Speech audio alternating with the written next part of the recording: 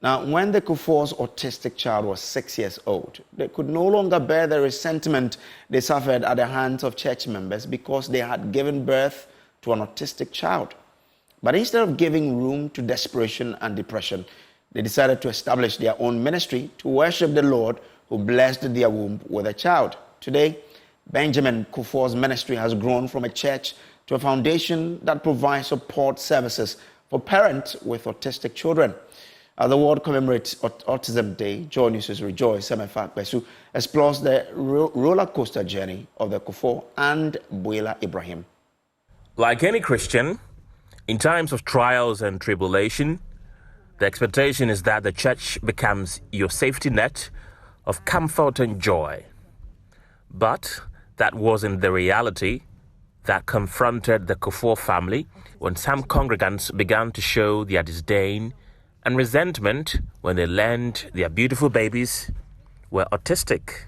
Instead of coiling into their shells, Benjamin Kufuor decided to establish their own church. Benjamin says it hasn't been easy raising children with autism. As a family, we weren't expecting any of this because our daughter started as a regular child. We had our dreams and expectations, big dreams for her. But around 3 years, she started showing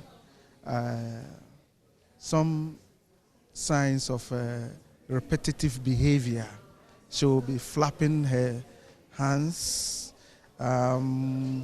spinning, hiding behind the, the chair, and trying to look at things, at the corner, of her eye, and a bit hyperactive.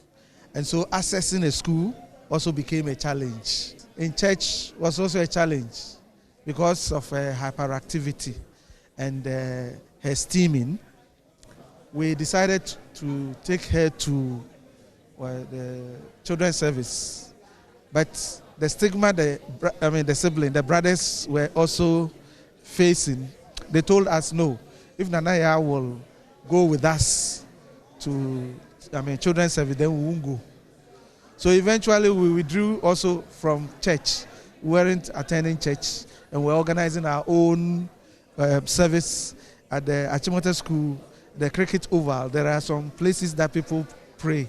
So we will go and organize our church service, sing, then we have some exhortation, then we pray. Buila Ibrahim, a mother of twin boys with autism, says she would do anything to help manage the situation of her boys.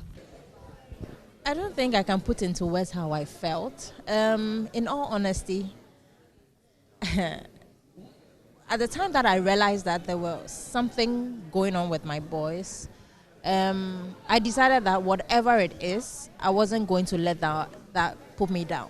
Speaking at the launch of her Autism I Am Not a Stigma Awareness campaign, the founder of Guba Foundation and Enterprise, Denta Amwatin, has expressed deep concern about the healthcare system in Ghana not being equipped to detect and manage cases of autism spectrums. I think both health systems is not prepared. In the UK, yes, it's a little bit more better, but you find that the black minority, ethnic minority, they get diagnosed late because of our culture, right? Because of our culture and where we're coming from. We take everything to prayer. If, like I mentioned, if your child is tiptoeing and not walking on their flat foot, they're just thinking, oh, they'll change. So I think, first of all, it's a cultural thing. And second of all, yes, healthcare.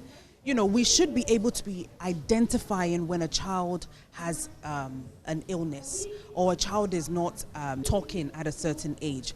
And so we need a lot of support in Ghana Health Service. There needs to be a lot of education that goes into the health system, especially I know that in the UK we learn about these things.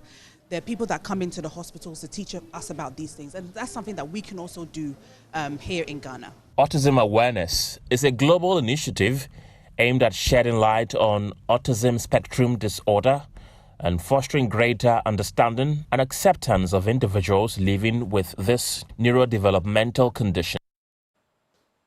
So it is, I am not autism.